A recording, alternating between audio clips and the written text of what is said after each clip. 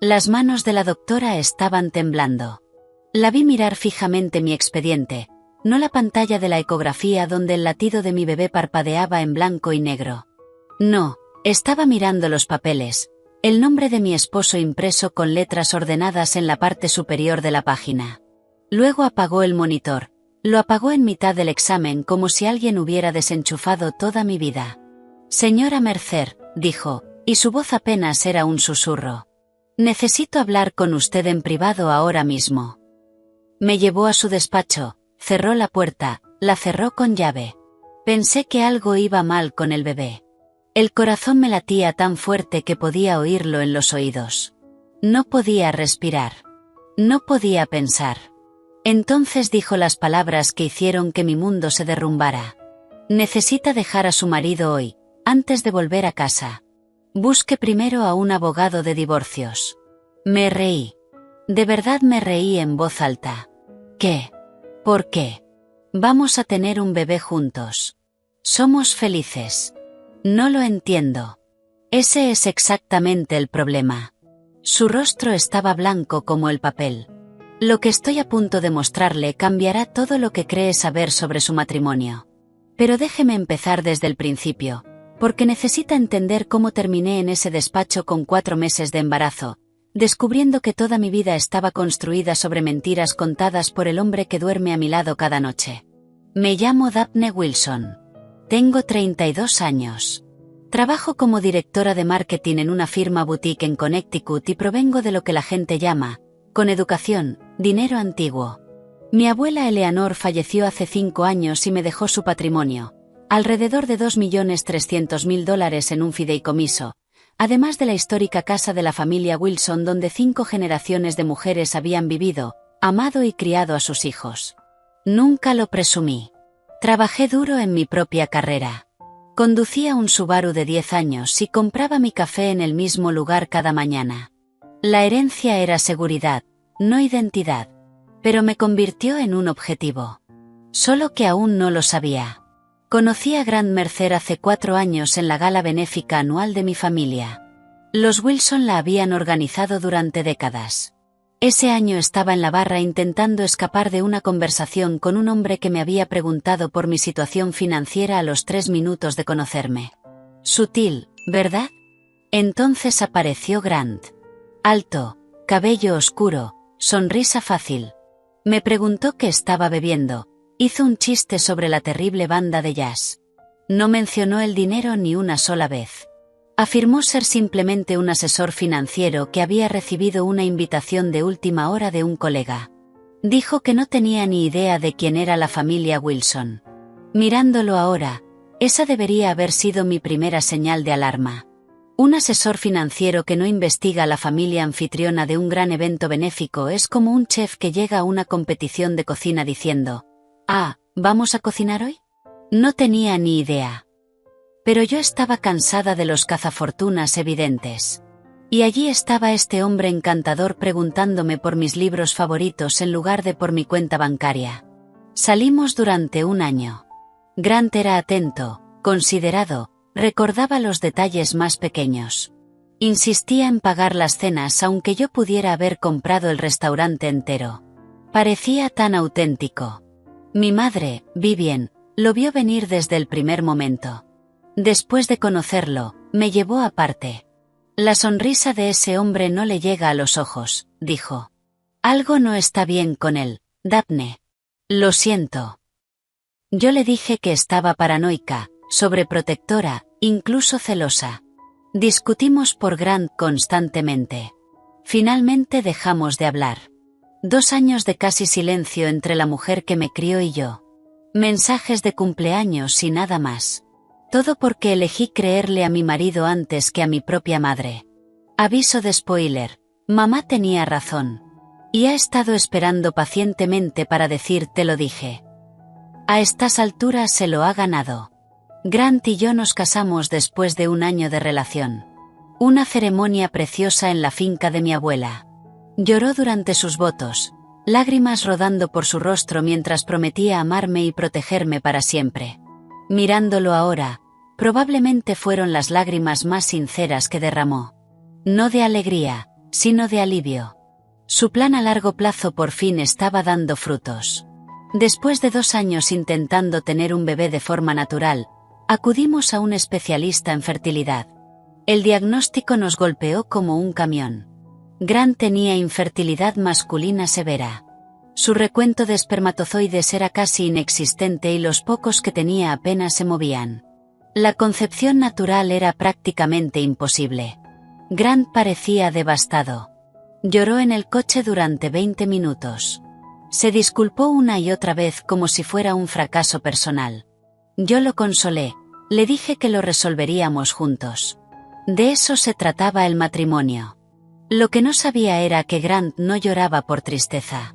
Lloraba porque su plan acababa de complicarse considerablemente.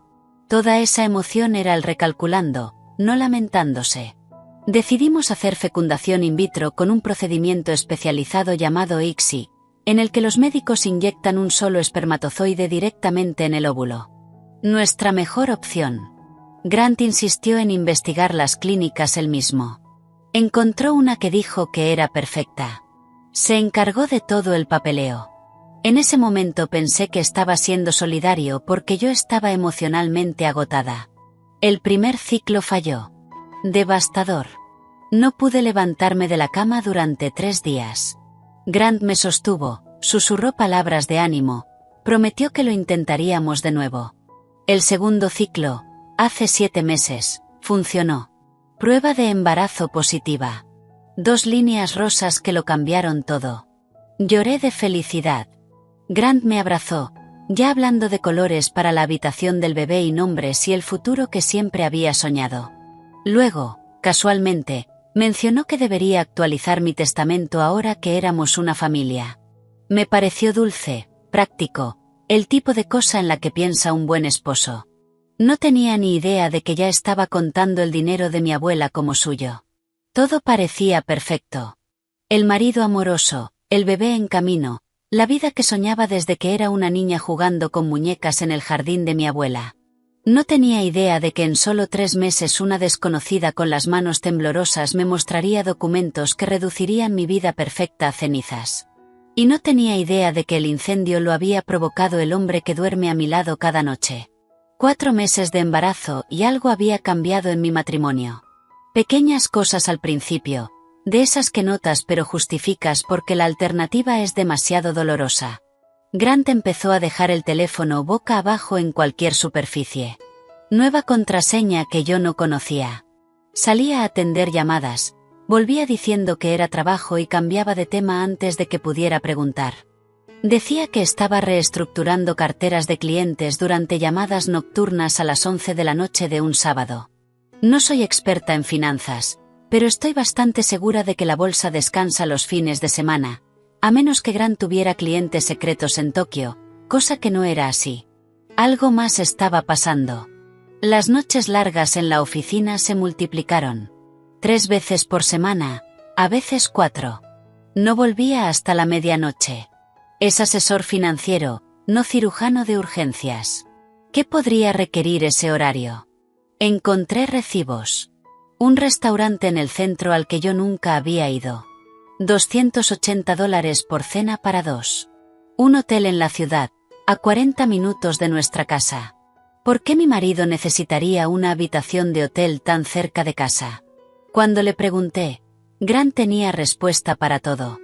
Respuestas suaves, ensayadas, que llegaban un poco demasiado rápido. Cena con cliente, networking importante. El hotel era por una conferencia que terminó tarde y era más lógico quedarse que conducir agotado. Y cuando insistía más, cuando hacía más preguntas, su tono cambiaba. Daphne, estás paranoica. Son las hormonas. Mi madre me advirtió sobre esto. Las mujeres se vuelven irracionales durante el embarazo. No te conviertas en una de esas esposas. Me sentí avergonzada por siquiera preguntar. Así de bueno era manipulando. Hizo que yo me disculpara por cuestionarlo. La presión financiera se intensificó al mismo tiempo. Las peticiones de dinero de Grant se volvieron más frecuentes, más urgentes, más creativas. ¿Deberíamos añadirme a tu fideicomiso y si pasa algo durante el parto? Necesito poder acceder a fondos para el bebé. Es práctico. Un poder notarial es sentido común. Todas las parejas casadas lo hacen, a menos que no confíes en mí. La casa de tu abuela es demasiado grande para nosotros. Deberíamos venderla. Invertir bien el dinero. Sé exactamente qué fondos maximizarían nuestros rendimientos. El hombre quería que vendiera la casa de mi abuela y que él invirtiera el dinero. El mismo hombre que insistía en que necesitábamos 3 plataformas de streaming distintas porque no recordaba en cuál estaban sus series. Y a ese debía confiarle más de $2 millones. Claro que no. Cuando dije que no, con cuidado y suavidad, la calidez de Grant se evaporó. Se volvió frío, distante. Empezó a dormir en el borde más lejano de la cama, diciendo que yo me movía demasiado ahora que estaba embarazada. Las discusiones se hicieron más frecuentes. Sacaba el tema del fideicomiso que yo me negaba a modificar. Me aplicaba la ley del silencio durante días. Su silencio duraba exactamente hasta que tenía hambre. Curioso cómo funcionaba eso. Al parecer, sus principios tenían fecha de caducidad, y esa fecha era el estómago vacío. Apenas me tocaba. Culpaba a mi cuerpo cambiante. Decía que no quería hacerle daño al bebé. Sonaba considerado en la superficie. Se sentía como rechazo en mis huesos. Intenté hablarlo. Dijo que estaba necesitada, hormonal, difícil. Empecé a preguntarme si el problema era yo. Una noche me desperté a las 2 de la madrugada y Grant no estaba en la cama. Lo encontré en la cocina, encorvado sobre el teléfono, hablando en voz baja. Me quedé en el pasillo escuchando. Ya casi es el momento, decía. Para la primavera todo estará resuelto. Solo hay que esperar hasta. Entonces me vio y colgó de inmediato. Emergencia de trabajo, dijo. Vuelve a dormir, cariño. No pregunté quién tiene emergencias laborales a las 2 de la madrugada sobre cosas que se resolverán en primavera. Estaba demasiado cansada, demasiado embarazada, demasiado desesperada por creer que mi matrimonio seguía bien. Mi mejor amiga, Tara, vino a almorzar la semana siguiente. Se sentó frente a mí en la mesa de la cocina y me escuchó poner excusa tras excusa por Grant, su estrés, su presión laboral, su ajuste a convertirse en padre. Finalmente dejó el tenedor y me miró con esos ojos que me conocen desde la universidad. Duff, escúchate, ¿cuándo fue la última vez que hablaste con tu madre? No respondí. ¿Cuándo fue la última vez que Grant se alegró de verte, no fingiendo alegría, no actuando para los demás, sino genuinamente feliz de que entraras por la puerta? Tampoco pude responder. Confía en tu instinto, dijo Tara. Algo va mal aquí. Le dije que estaba siendo dramática, pero esa noche no pude dormir. No dejaba de pensar en el teléfono de Grant, siempre boca abajo, sus noches largas, su obsesión repentina por acceder a mi dinero. La forma en que a veces me miraba cuando creía que no lo veía, como si yo fuera un problema matemático que resolver, no una persona a la que amar. 4 meses de embarazo, cita regular para una ecografía. Mi médico habitual estaba de vacaciones, así que me asignaron a una colega, la doctora Claire Brennan. Fui sola. Grant tenía una reunión con un cliente que no podía perderse bajo ningún concepto. Cita estándar, nada especial. Me recosté en la camilla, gel frío en el vientre, esperando ver a mi bebé moverse en la pantalla como siempre. La doctora Brennan era amable y profesional. Habló un poco mientras preparaba el equipo, preguntó cómo me sentía, si el bebé se movía mucho, las preguntas normales. Luego abrió mi expediente, miró los papeles y su rostro cambió. Miró el nombre de mi marido, me miró a mí, volvió al nombre. Vi cómo sus manos empezaban a temblar. Dejó la sonda de la ecografía, se inclinó y apagó el monitor por completo. Señora Mercer, dijo, con la voz apenas por encima de un susurro, necesito hablar con usted en privado ahora mismo. Pensé que algo iba mal con el bebé.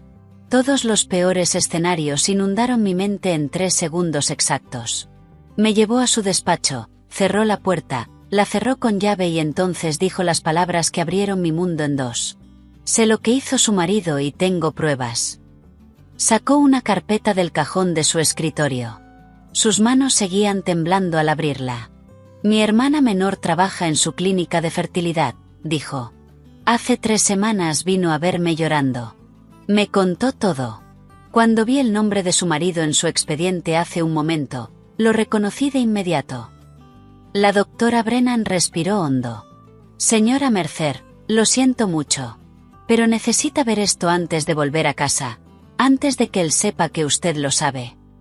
Abrió la carpeta sobre el escritorio entre nosotras y todo lo que creía saber sobre mi matrimonio, mi embarazo y el hombre al que amaba se convirtió en ceniza ante mis ojos. La hermana menor de la doctora Claire Brennan, Mali, trabajaba como enfermera en la clínica de fertilidad, la misma clínica que mi marido había investigado con tanto cuidado para nuestro tratamiento de fecundación in vitro, la clínica que insistió en que era perfecta para nosotros. Ahora entendía por qué había sido tan específico con esa elección. Claire me explicó todo, con la voz firme aunque las manos no lo estaban. 3 semanas antes, Mali había llegado al apartamento de Claire cerca de la medianoche. Lloraba tan fuerte que apenas podía hablar. No dormía. Había perdido peso. La culpa la estaba devorando desde hacía meses y finalmente no pudo cargarla más. Hace 7 meses, Mali le contó que el marido de una paciente se le había acercado en la clínica. Era encantador, bien vestido, parecía desesperado pero razonable. Dijo que tenía una situación especial que requería discreción. Su esposa no lo sabía, explicó, pero estaban usando esperma de donante para su ciclo de fecundación in vitro. Algún problema genético familiar que no quería cargar sobre ella. Nada siniestro, solo necesitaba ayuda para mantenerlo en secreto. Pagaría bien por la asistencia. $30.000 para una enfermera que ganaba $52.000 al año, ahogada en préstamos estudiantiles y deudas de tarjetas de crédito. Era imposible rechazarlo. Mali ayudó a intercambiar las muestras. El esperma de Grant, que de todos modos no podía producir un embarazo, fue reemplazado por el de un donante pagado. El embriólogo también estaba involucrado. Grant lo había abordado por separado con otro pago. Entre los dos, el cambio pasó desapercibido. El embriólogo le dijo a Mali que no se preocupara. El marido sabía perfectamente lo que estaba haciendo. No es asunto nuestro que acuerdos hagan las parejas casadas, pero eso decía él, y a Mali le destrozó por dentro, sobre todo cuando vio en los registros de la clínica que el embarazo había sido un éxito. En algún lugar había una mujer llevando en su vientre a un bebé que creía que era hijo de su marido. Y no lo era. La culpa la destruyó. No podía mirarse al espejo.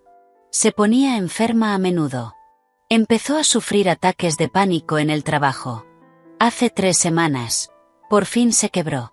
Se lo contó todo a Claire. Yo estaba sentada en ese despacho escuchando a la doctora Brennan explicar cómo mi marido había gastado $50.000 para tenderme una trampa y hacer parecer que yo le había sido infiel. $50.000. Eso es más de lo que gastó en toda nuestra boda, luna de miel incluida. Supongo que por fin entendí cuáles habían sido siempre sus verdaderas prioridades. Y desde luego no era la barra libre. Pero había más. Mucho más. Claire me expuso el plan completo. El esquema que Grant había ido construyendo, pieza a pieza, durante más de un año. La fase 1 ya estaba terminada. Sobornar al personal de la clínica. Cambiar las muestras de esperma. Asegurarse de que todos guardaran silencio. La fase 2 también estaba completa. Esperar un embarazo exitoso. Interpretar el papel del marido devoto y emocionado por ser padre. Construir la imagen perfecta. La fase 3 estaba prevista para después de que naciera el bebé. Grant iba a hacer que el embriólogo alterara los registros de la clínica. Cambiarían el papeleo para que pareciera que nuestro segundo ciclo de fecundación in vitro había fracasado. Así daría la impresión de que después habíamos concebido de manera natural. La fase 4 era la trampa. Después del parto, Grant planeaba sugerir una prueba de ADN. Lo presentaría como algo dulce y sentimental, una prueba de paternidad para colgar en la habitación del bebé, una celebración de nuestra familia. Y la fase 5 era el golpe final. Cuando la prueba de ADN demostrara que él no era el padre biológico, Y cuando los registros médicos mostraran que habíamos concebido de forma natural, tendría toda la evidencia que necesitaba. Su esposa le había sido infiel. El bebé no era suyo. Él era la víctima. Nuestro acuerdo prenupcial tenía una cláusula de infidelidad. Esto es común en familias con dinero. Protege los bienes. Si uno de los cónyuges engaña, debe pagar al otro $500.000 como penalización. Además, el infiel pierde cualquier derecho sobre la propiedad del otro. Y además, el cónyuge perjudicado puede demandar por daños emocionales adicionales. El plan final de Grant era clarísimo. Se marcharía con, como mínimo, $500,000. Destruiría mi reputación. Probablemente sacaría más en una demanda. Y yo estaría tan destrozada, tan confundida, tan desesperada por proteger a mi hijo, que no habría luchado con eficacia. Contaba con que mi vergüenza me volviera dócil. Casi lo consigue. La doctora Brennan sacó más documentos de la carpeta. Mali lo había guardado todo. Los registros originales de las muestras que demostraban el cambio, el número de identificación del donante, registros de pagos que podían rastrearse hasta cuentas controladas por Grant. Incluso había correos entre Grant y el embriólogo. Creían que eran listos, usando cuentas personales y lenguaje ambiguo. Pero había suficiente, más que suficiente. Mali también localizó al donante. Se llamaba Derek Sykes, un estudiante de posgrado de 28 años al que le pagaron $15,000 en efectivo. Una donación de esperma normal paga quizá $100, a veces 200. 15.000 debió haber sido una señal de alarma enorme, pero los préstamos estudiantiles no se pagan solos. A Derek le dijeron que era un acuerdo privado para una pareja que quería discreción extra. No tenía ni idea de que estaba metido en un fraude. Cuando lo supo, se puso furioso y estuvo dispuesto a colaborar. Había una cosa más, dijo Claire con cuidado. Algo que había descubierto con su propia investigación. Grant Mercer tenía $180,000 en deudas de juego.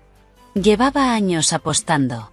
Póker en línea, apuestas deportivas, viajes a casinos, viajes que me decía que eran conferencias de trabajo, todo mientras fingía ser un asesor financiero responsable con la vida perfectamente en orden. Y el dinero de los sobornos, los $50,000 que pagó para corromper mi fecundación in vitro y hacerme pasar por adúltera, lo había malversado de sus propios clientes, pequeñas cantidades con el tiempo, cuidadosamente escondidas en la contabilidad. Su empresa aún no lo sabía. Grant no solo intentaba robar mi herencia. Era un hombre que se estaba ahogando, agarrándose a cualquier cosa que tuviera cerca. Sus deudas de juego lo estaban aplastando. Y la gente a la que les debía dinero no eran banqueros pacientes. Eran el tipo de personas que no presentan demandas cuando no pagas. Son el tipo de personas que se vuelven muy creativas si te retrasas. Yo se suponía que era su salvavidas. El dinero de mi abuela se suponía que iba a salvarlo, y él estaba dispuesto a destruirme por completo para conseguirlo. Me quedé en ese despacho durante mucho tiempo. Los papeles extendidos frente a mí, la verdad quemándome el pecho. Primero llegó el shock, un shock frío, paralizante. Luego la incredulidad. Leía los documentos una y otra vez, buscando algún error, algún malentendido que hiciera que todo volviera a estar bien. Luego las piezas empezaron a encajar. Las noches largas, las llamadas secretas, su obsesión con acceder a mi dinero, su atención cuidadosa y calculada cuando salíamos. Me había investigado antes incluso de conocerme. La gala benéfica donde supuestamente nos chocamos por casualidad no fue ningún accidente. Él sabía exactamente quién era yo y cuánto valía antes de decirme hola. Y la forma en que lloró en nuestra boda, esas lágrimas que yo creí de felicidad, eran lágrimas de alivio. Su estafa a largo plazo por fin estaba dando resultado. Y mi madre, Vivian, a la que yo había apartado durante 2 años, a la que llamé paranoica, celosa, sobreprotectora, ella lo vio en 5 minutos. Su sonrisa no le llega a los ojos. Intentó advertirme. Yo lo elegí a él por encima de ella. Pensé en llorar.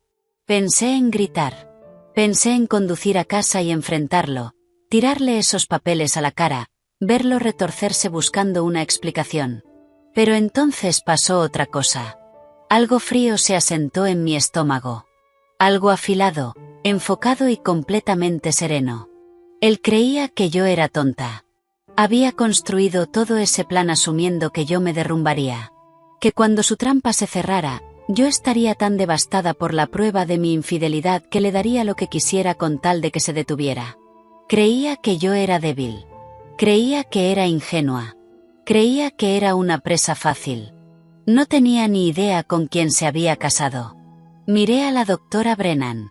Él no sabe que yo lo sé. No, mi hermana no se lo ha dicho a nadie más. Y yo solo conecté su caso en el momento en que vi su expediente hoy. Bien. Reuní los documentos con cuidado. Necesito copias de todo. Y necesito que me ponga en contacto con Mali directamente. ¿Qué va a hacer? Me levanté. Puse una mano sobre mi vientre, sobre el bebé que era completamente inocente en todo esto. Un hijo que no eligió su biología. Un hijo al que yo ya amaba, sin importar pruebas de ADN, números de donante ni toda la fealdad que giraba alrededor de su existencia. Mi marido cree que ha estado jugando al ajedrez, dije. Cree que va 3 movimientos por delante. Cree que ya ganó. Enderecé los hombros. Está a punto de descubrir que yo ya le di la vuelta al tablero. Conduje de regreso a casa desde esa cita con el rostro cuidadosamente neutral, las manos firmes en el volante, la respiración pareja, por si acaso. Grant había instalado cámaras de seguridad alrededor de nuestra casa 2 años antes. En su momento dijo que era por protección. Ahora me pregunté si era vigilancia, si miraba las grabaciones, si rastreaba mis expresiones y mis movimientos buscando cualquier señal de que yo sospechaba algo. Así que no le di nada. Me estaba esperando cuando llegué, de pie en la cocina con esa sonrisa que no le llegaba a los ojos. Las palabras de mi madre resonaron en mi cabeza, 2 años demasiado tarde. ¿Cómo fue la cita?, preguntó. ¿Está bien el bebé? Yo le devolví la sonrisa, me acerqué y lo abracé. Le mostré la foto de la ecografía que la doctora Brennan había impreso antes de que todo cambiara. Perfecto, dije. Todo está absolutamente perfecto. Me merecía un Oscar por esa actuación. Le sonreí durante la cena mientras calculaba mentalmente cuánto le pondrían de fianza. Le pregunté por su día imaginándolo con un mono naranja. Incluso me reí con su broma sobre nombres de bebé. No tenía ninguna gracia, pero me comprometí con el papel como si mi vida dependiera de ello, porque, de algún modo, sí dependía. Me disculpé por haber estado paranoica últimamente. Lo culpé a las hormonas. Usé exactamente la misma excusa que él me había lanzado durante meses. Todo su cuerpo se relajó al oírlo. La tensión de sus hombros se derritió. Creyó que seguía ganando. Creyó que su plan seguía en marcha. Esa noche durmió profundamente a mi lado. Yo me quedé despierta hasta las 3 de la madrugada mirando el techo, planeando su destrucción. A la mañana siguiente, llamé al trabajo diciendo que estaba enferma. Luego conduje 2 horas hasta otra ciudad, mirando los espejos constantemente para asegurarme de que no me seguían. Paranoia tal vez, pero me la había ganado. Encontré a una investigadora privada llamada Rosalind Weaver, ex detective de policía, 15 años en el cuerpo antes de hacerse privada. Actitud tajante, mirada afilada, el tipo de mujer que lo ha visto todo y no se impresiona por nada. Se lo conté todo. Escuchó sin interrumpir, tomó notas y, cuando terminé, sonrió como un tiburón que acaba de ver a un nadador sangrando. Su marido cometió muchos errores, dijo. Los hombres arrogantes siempre los cometen. Deme 2 semanas. Tuvo resultados en 10 días. Las deudas de juego de Grant sumaban $180,000. Debía dinero a sitios de apuestas en línea, partidas clandestinas de póker y a unos cuantos prestamistas privados que, desde luego, no presentaban nada al fisco. El tipo de acreedores que se vuelven muy creativos cuando los pagos se atrasan. La malversación quedó confirmada. Aproximadamente $53,000 faltaban en cuentas de clientes de su empresa, desviados durante 18 meses mediante pequeñas transacciones diseñadas para no ser detectadas.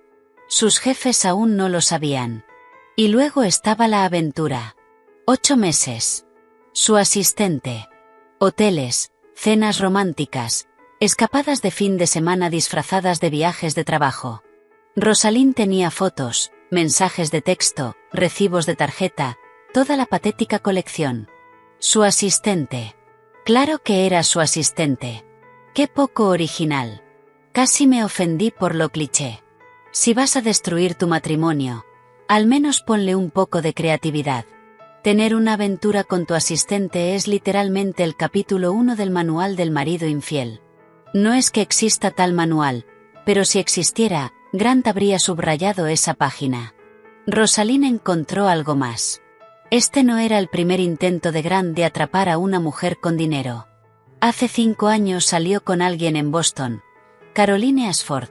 Dinero familiar, fondo fiduciario, todo el paquete. Estuvieron juntos 8 meses hasta que ella descubrió irregularidades financieras en una cuenta conjunta que él la había convencido de abrir. Ella lo dejó de inmediato, pero estaba demasiado avergonzada para denunciar. Rosalind la localizó. Caroline estaba más que dispuesta a declarar ahora. Siempre había lamentado dejarlo irse impune. Me reuní con Mal y Brennan en secreto, en una cafetería a 1 hora del pueblo donde nadie reconocería a ninguna de las dos. Tenía un aspecto terrible. Delgada, pálida, ojeras oscuras. La culpa la había estado devorando. Empezó a llorar en cuanto me vio sentarme. Lo siento muchísimo, repetía. Sabía que estaba mal. Yo solo, el dinero, y él era tan convincente, y pensé que quizá de verdad solo intentaba protegerte de algún problema genético. La detuve. Necesito saber una cosa. ¿Está dispuesta a testificar oficialmente, en el expediente? Ella asintió sin dudar. Se lo diré todo. Debí ir a la policía al día siguiente de que pasó. Solo tenía mucho miedo de perder mi licencia, mi trabajo, todo. Pero sí. Lo que necesites, lo diré bajo juramento. La miré durante un largo momento. Esta mujer había ayudado a mi marido a intentar destruirme. Había aceptado $30,000 para participar en un fraude. En cualquier medida, era cómplice. Pero Grant la había manipulado del mismo modo que me manipuló a mí. Encontró su punto débil y lo explotó. Él era el arquitecto. Ella solo fue una herramienta. No tengas miedo nunca más, le dije. Tú no eres la villana de esta historia. Él lo es. El embriólogo, en cuanto supo que Mali estaba colaborando y que había guardado registros, desarrolló una conciencia repentina y muy conveniente. Le dio su propia declaración a Rosalind. Estaba aterrorizado de perder su licencia médica e ir a prisión. Diría lo que necesitáramos para meter a Grant entre rejas. La llamada más difícil que hice fue a mi madre. 2 años de casi silencio. 2 años eligiendo a Grant por encima de ella. Yo lo defendí cuando ella cuestionó sus intenciones. Dejé de invitarla a fiestas. La llamé celosa, paranoica, incapaz de aceptar que yo era feliz, cuando ella tenía razón en todo. El teléfono sonó 2 veces antes de que contestara. Daphne. Su voz sonaba cautelosa, esperanzada, como si hubiera estado esperando esa llamada durante 2 años, pero no quisiera gafarla. Mamá. Se me quebró la voz al decirlo. Tenías razón en todo sobre él. Y lo siento. Lo siento muchísimo. Hubo una pausa. Me preparé para él, te lo dije que se había ganado. Para la rabia, el resentimiento, el dolor que yo le había causado al elegir a un estafador por encima de la mujer que me crió. En lugar de eso, dijo, ¿qué necesitas, cariño? No se regodeó. No me recordó cada advertencia que yo ignoré.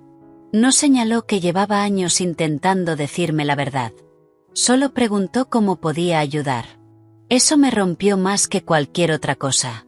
Mi madre es abogada retirada, especializada en derecho patrimonial durante 30 años antes de dar un paso atrás. En 48 horas me conectó con la mejor abogada de divorcios de Connecticut y con un fiscal penal especializado en casos de fraude. Ese día mi madre me enseñó algo. La gente que de verdad te quiere no necesita tener razón. Solo necesita que tú estés bien. Yo había pasado 2 años eligiendo a un estafador por encima de la mujer que me crió. Y aún así, cuando la llamé llorando, su primer instinto fue protegerme. Así es como se ve el amor real. Grant nunca lo entendió porque nunca lo había sentido. Mi abogada se llamaba Sandra Kowalski. Medía 1,57, pelo plateado, gafas de lectura siempre apoyadas en la punta de la nariz. Parecía la abuelita dulce de cualquiera. Pero era un tiburón con cardigan. Sandra revisó todo. Los documentos de la clínica, la declaración de Mali, los hallazgos, la evidencia de la aventura, los registros de malversación. Cuando terminó, levantó la vista por encima de las gafas y sonrió. Su marido se enfrenta a cargos de fraude, conspiración y malversación. La cláusula de infidelidad del prenupcial ahora juega a su favor porque es él quien ha estado engañando, y su plan para falsificar registros médicos después del nacimiento. Eso es un delito grave que pensaba cometer. Tenemos evidencia de intención. Coordinó con el fiscal. Mali dio una declaración formal bajo juramento a la policía. El embriólogo cooperó a cambio de cargos reducidos. La empresa de Grant fue alertada discretamente sobre el dinero faltante. Iniciaron su propia investigación y congelaron de inmediato su acceso a cuentas de clientes. Un juez revisó la evidencia, encontró causa probable y emitió una orden de arresto por fraude, conspiración y malversación. Mi abogada lo llamó una formalidad a estas alturas. Yo lo llamé el mejor papel que había visto en toda mi vida. 8,5 por 11 pulgadas de karma puro. 6 semanas después de aquella cita de la ecografía, le sugerí a Grant que hiciéramos una celebración, una fiesta tipo Babymon en la finca de mi abuela. Ambas familias, amigos cercanos, una reunión de tarde en el jardín para celebrar al bebé que llegaría pronto. Sus ojos se iluminaron como la mañana de Navidad. Más testigos para su actuación de marido devoto. Más gente que luego sentiría lástima por él cuando su esposa quedara expuesta como una infiel. Más combustible para la simpatía que pensaba exprimir. Es una idea maravillosa, dijo, besándome la frente de esa manera suave que antes me hacía sentir segura. Déjame ayudarte a planearlo todo. No, le di unas palmaditas en el pecho. Has estado trabajando muchísimo últimamente, todas esas noches hasta tarde en la oficina. Deja que yo me encargue de la fiesta. Tú solo ven y disfrútala. No tenía ni idea de que mi versión de encargarme de todo incluía policías esperando en la casa de invitados, a mi abogada apostada cerca del bar, a Derek Sykes listo para testificar, cada pieza de evidencia organizada en carpetas y a sus propios padres a punto de descubrir quién era realmente su hijo. La fiesta quedó para el sábado. Grant pasó esa mañana en el baño practicando expresiones frente al espejo, ajustándose la corbata, ensayando su sonrisa de futuro padre emocionado. Lo observé por la rendija de la puerta. Este hombre con el que había compartido cama durante 3 años. Este hombre al que le había confiado mi futuro, mi familia, mi corazón. Creía que entraba en el gran logro de su vida. No tenía ni idea de que entraba en su propio funeral. La finca de los Wilson a finales de primavera. Los jardines de mi abuela en plena floración. 50 años de cultivo cuidadoso estallando en color. Carpas blancas en el césped trasero. Champán enfriándose en cubos de plata. Flores en cada mesa. Un cuarteto de cuerda tocando suavemente junto a los rosales. 50 invitados conversando con sus mejores ropas de domingo. Familia, amigos, colegas. Los padres de Grant habían conducido desde Maryland. Tan orgullosos de su hijo exitoso y de su hermosa esposa embarazada. A mi abuela le habría encantado esta fiesta. También habría calado a Grant en 30 segundos. Ya sabes, sabiduría de abuela. La generación mayor tiene un radar para los farsantes que el resto desarrollamos a golpes. Grant estaba en su elemento, moviéndose entre la gente como un político en una recaudación de fondos. Apretón de manos, palmadas en la espalda, esa risa encantadora que había perfeccionado con años de práctica. Su mano encontraba mi vientre para las fotos. Cada vez que alguien sacaba una cámara, allí estaba él, el padre devoto, mirándome con lo que parecía adoración. Era tan bueno fingiendo ser humano que casi me dio pena. Casi. Esa sensación duró aproximadamente 3 segundos, hasta que recordé los $50.000 que había gastado intentando destruir mi vida. La simpatía se evaporó bastante rápido después de eso. La madre de Grant no paraba de secarse los ojos con un pañuelo. Siempre supe que sería un padre maravilloso, le decía a cualquiera que quisiera escucharla. Un buen chico, un marido tan cariñoso. Su padre caminaba saludando, pecho inflado, orgulloso de la familia que Grant supuestamente estaba construyendo. El legado continuando, el apellido Mercer hacia adelante. Mi propia madre estaba cerca de la mesa de postres, mirando a Grant con la paciencia de un gato observando a un ratón que no sabe que está atrapado. Me encontró la mirada desde el otro lado del césped y alzó un poco su copa de champán. Casi es la hora. Alrededor de las 3, Grant hizo exactamente lo que yo sabía que haría. Llevaba semanas soltando insinuaciones sobre celebrar la paternidad con una prueba de ADN. Enmarcar los resultados en la habitación del bebé, prueba de su vínculo, tan romántico, tan significativo, tan completamente preparado. En la fiesta lo volvió a sacar, en voz alta, asegurándose de que mucha gente lo oyera. ¿Sabes qué deberíamos hacer, cariño? Me atrajo hacia él, brazo alrededor de mi cintura, actuando para el público. He estado pensando. Compremos uno de esos kits de prueba de ADN. Podemos enmarcar el resultado para la habitación del bebé. Una prueba de que papá y bebé estarán conectados para siempre. ¿No sería especial? Varios invitados hicieron sonidos de ternura. Su madre se secó los ojos otra vez. Yo fingí dudar. Ay, no sé, parece mucho lío. Vamos, será increíble. Incluso podríamos abrir el resultado aquí mismo, ahora mismo. Que sea parte de la celebración. ¿Qué opinan todos? Se escuchó un murmullo de aprobación. Alguien dijo, ¡qué bonito! Alguien más comentó que ojalá su marido fuera así de detallista. Bueno, miré alrededor, interpretando a la esposa tímida. Si a todos les parece buena idea, Grant estaba prácticamente resplandeciendo. Ese era su momento. La trampa que había construido durante más de un año estaba a punto de cerrarse. Ya podía saborear mi dinero, mi humillación, mi destrucción. Solo que no se daba cuenta de quién tenía el cuello dentro de la trampa. En vez de sacar un kit de ADN, caminé hacia la pequeña plataforma que habíamos colocado junto a la fuente, la que era para brindis y discursos. Tomé el micrófono. Grant me sonrió desde entre la gente, copa de champán en la mano. Ya estaba ensayando su cara de shock devastado, practicando las lágrimas que soltaría cuando saliera a la luz la verdad sobre su esposa infiel. Gracias a todos por venir hoy, dije, y mi voz se proyectó por todo el jardín. Esta fiesta se supone que es para celebrar, para la familia, para la verdad. Busqué los ojos de Grant entre la multitud. Mi marido dijo que quería revelar algo especial hoy, así que voy a ayudarle a hacer exactamente eso. Su sonrisa titubeó apenas un segundo, la primera grieta en su actuación. Metí la mano bajo el atril y saqué una carpeta. Hace 3 meses descubrí algo sobre mi marido que cambió todo lo que creía saber sobre mi matrimonio. Quiero compartirlo con todos ustedes hoy porque Grant tiene razón. Esto debería tratarse de la verdad. La sonrisa de Grant se quedó congelada. Su copa se detuvo a mitad de camino hacia sus labios. Grant y yo tuvimos problemas de fertilidad. Su diagnóstico significaba que la concepción natural era imposible para nosotros.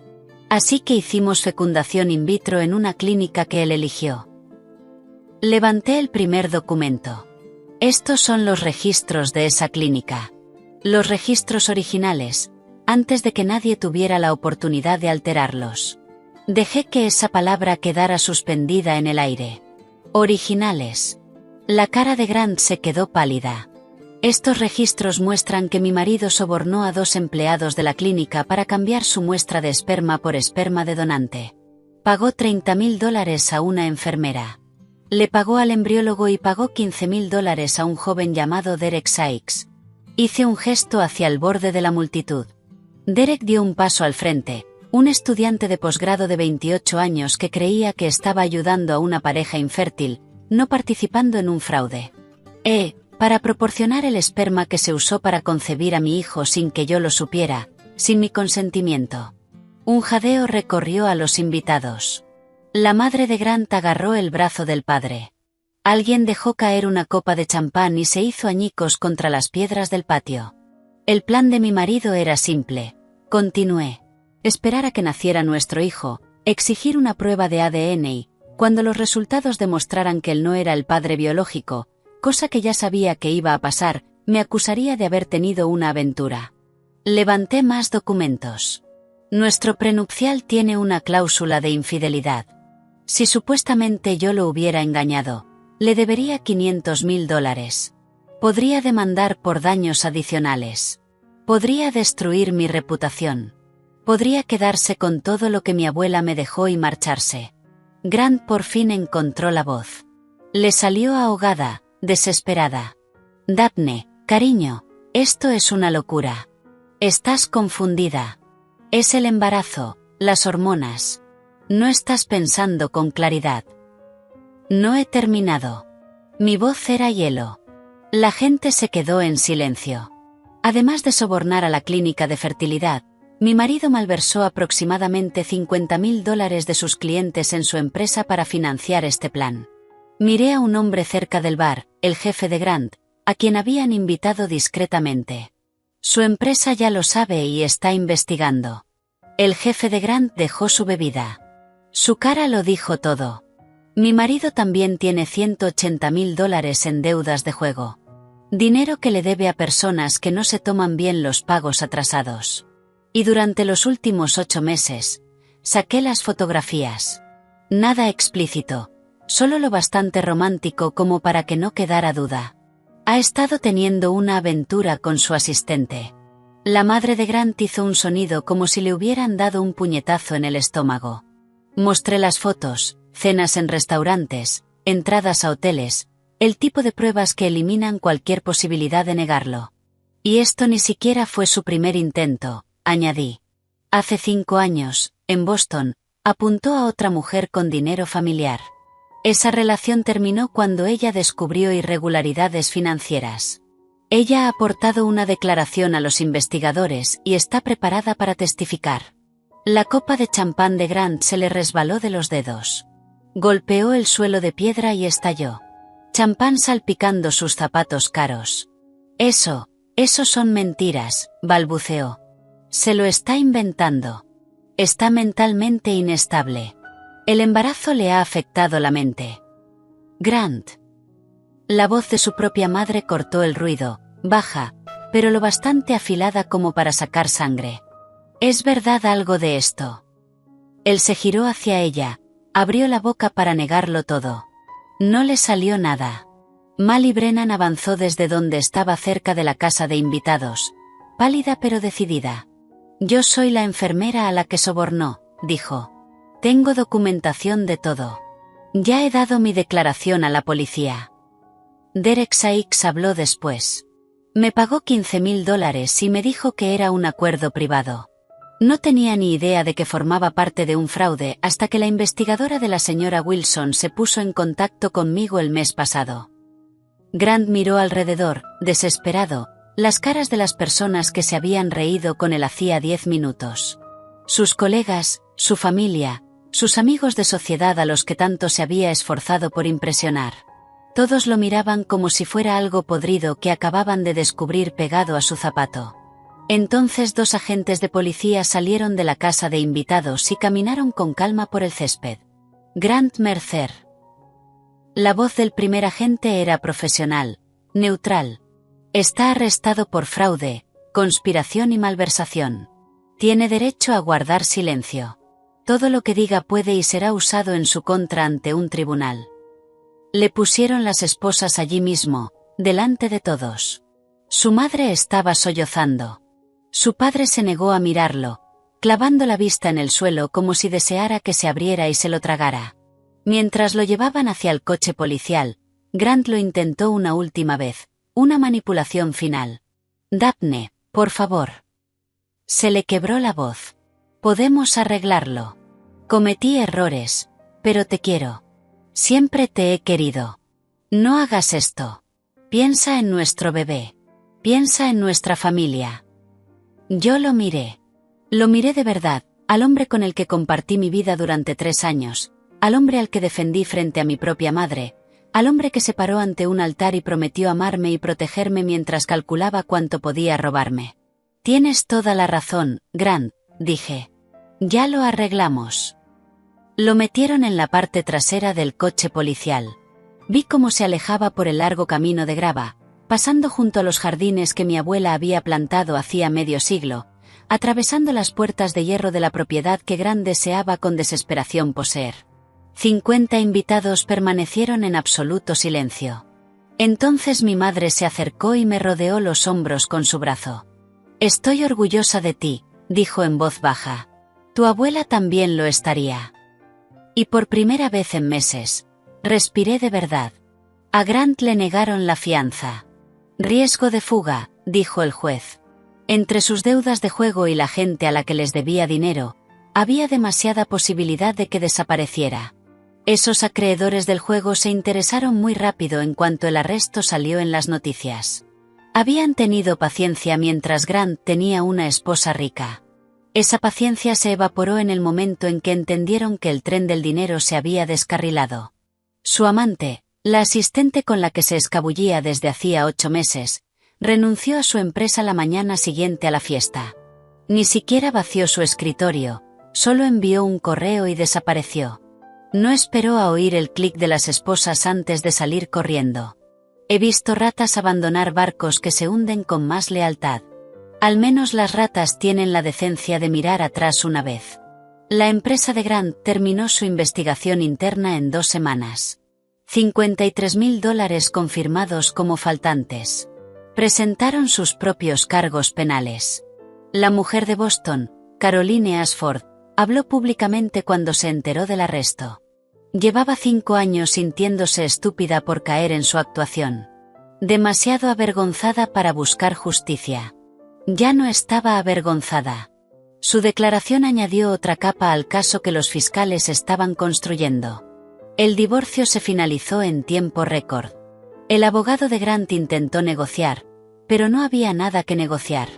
La cláusula de infidelidad del prenupcial, la misma que Grant pensaba usar como arma contra mí, jugó a mi favor. Ahora él era quien había sido infiel durante 8 meses. Él me debía a mí, no al revés. No es que tuviera nada que dar. Cada activo que decía tener era prestado, robado o imaginario. El caso penal avanzó rápido. Mally Brennan testificó. El embriólogo cooperó por completo a cambio de una condena reducida. Derek Sykes dio su declaración. El rastro de papel que Grant creía haber ocultado no estaba oculto en absoluto. Fraude, conspiración, malversación. Cada cargo se sostuvo. Cada cargo traía años. Sus padres dejaron de ir al tribunal después de la primera semana. Su padre emitió un comunicado diciendo que Grant había tomado decisiones que ningún padre puede defender. Su madre ingresó en un centro por agotamiento, que es como la gente rica llama a no poder enfrentar la realidad. Grant Mercer, que entró en mi vida hace 4 años con un encanto tan calculado, pasaría los siguientes años en prisión. Cuando por fin saliera, no tendría nada. Ni dinero, ni carrera, ni familia dispuesta a reconocerlo, ni futuras víctimas que no encontraran su historial criminal con una simple búsqueda de su nombre. La trampa que construyó con tanta paciencia y cuidado se cerró sobre su propio cuello. Mi bebé nació 4 meses después de la fiesta. Sano, perfecto, absolutamente inocente de todo lo que había ocurrido. Algunas personas me preguntaron si iba a contactar a Derek Sykes, si iba a incluirlo de algún modo. Lo pensé. Pero Derek era un estudiante de posgrado de 28 años que tomó una decisión tonta por un dinero que necesitaba desesperadamente. No estaba listo para ser padre. No quería serlo, y yo no lo necesitaba. Mi hijo me tendría a mí, tendría a mi madre, por fin de vuelta en mi vida donde pertenecía, tendría a toda la familia Wilson, el legado que mi abuela construyó durante décadas de amor y trabajo. Eso era más que suficiente. Eso era todo. Aprendí algo con todo esto. La familia no es ADN. No son análisis de sangre ni biología ni coincidencias genéticas en una tabla. La familia es quien aparece, quien se queda, quien te elige cada día, incluso cuando es difícil, sobre todo cuando es difícil. Mi madre me eligió cuando yo no lo merecía. Yo elegí a mi bebé cuando las circunstancias eran complicadas. Eso es lo que realmente significa familia. Mi madre y yo almorzábamos juntas cada semana, recuperando 2 años perdidos, una conversación a la vez. Nunca dijo "te lo dije". Ni una sola vez. Al final le pregunté por qué. Dejó la taza de café sobre la mesa y sonrió. Porque verte derribar a ese hombre fue más satisfactorio que cualquier 4 palabras. Me reí. La primera risa de verdad en lo que sentía como una eternidad.